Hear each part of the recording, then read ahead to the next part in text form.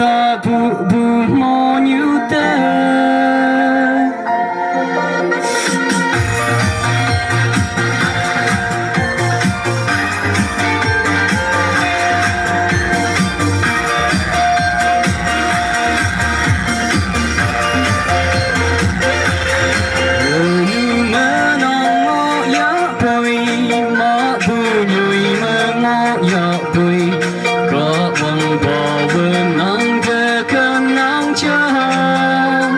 Mong sang bu an tao yang cây,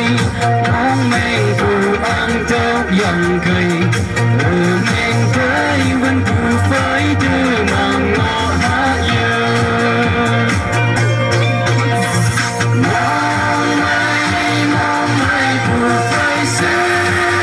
chém hoa, Jesus Christ ta bu mong như thế.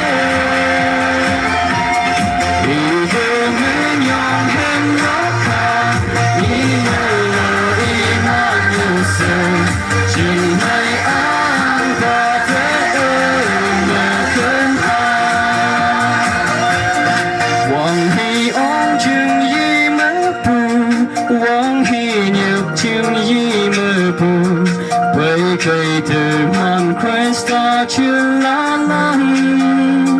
mà bu giá hai nhân nhĩ là sáng bu hàn kỳ yêu cây là chuyện mây mong mây bu phải thư màn ngõ hát yêu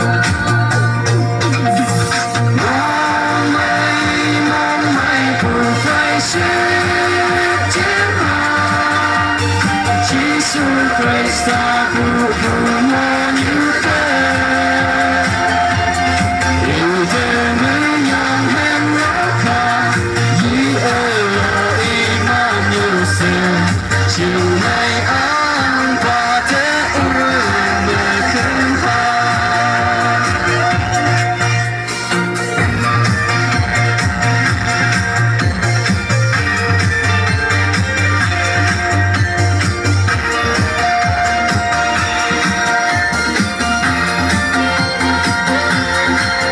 Sông hóng mình họ nắng bay sáng si bu đi như cơm bơ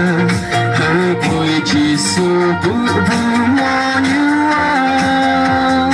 mong hương ba như ngõ nắng bay mong hương bụi ấy yong thay sơ cả hoàng ba đã từng ngắm mơ làm mình yong ha.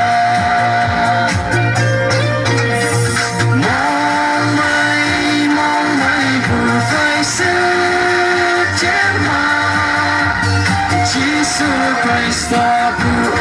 mong như thế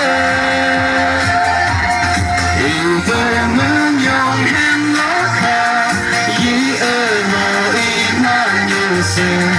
chiều nay